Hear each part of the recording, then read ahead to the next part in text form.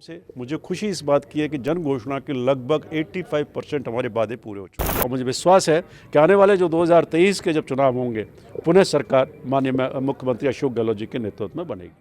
सुन लीजिए, देख लीजिए और माननीय मंत्री सुभाष गर्ग की ये बातें अपने जहन में बिठा भी लीजिए।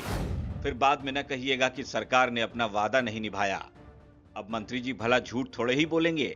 अगर ये कह रहे हैं कि सरकार ने 3 साल में अपने 85% वादे पूरे कर दिए, 70% वादों को पूरा करने का अमली जामा भी पहना दिया, तो शायद सच ही बोल रहे होंगे।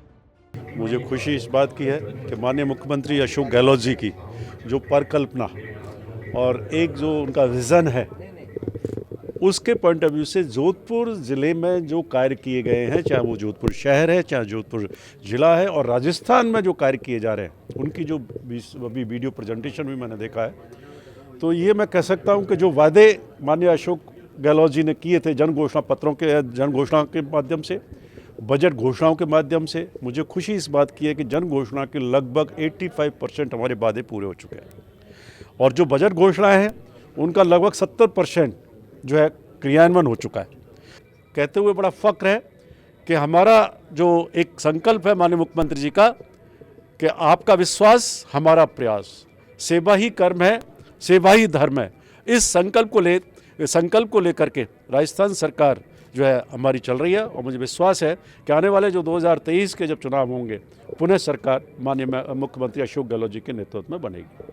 दरअसल मंत्री सुभाष गर्ग सीएम साहब के गृह जिले जोधपुर पहुंचे थे। तमाम अधिकारियों के साथ मंत्री सुभाष गर्ग के साथ जिला कलेक्टर इंद्रजीत सिंह भी विराजमान थे। मंत्री जी अधिकारियों से अपनी वाहवाही करवा रहे थे, लेकिन जब कैमरा दूसरी ओर घूमा तो मंत्री जी के सारे किए कराए पर पानी फिर गया। अब आप ही देख लीजिए, जिस ऑडिटोरियम में जनता को बैठना था वहां तो डीएम साहब ने तमाम अधिकारियों और कर्मचारियों को बिठा रखा था। इसके बावजूद तमाम कुर्सियां खाली ही नजर आ रही थीं, क्योंकि पब्लिक तो यहाँ आई ही नहीं।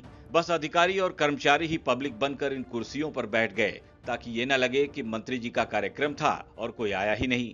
खैर, मंत्री जी ने जो कहा वो हमने आपको सुना दिया, दिखा भी दिया।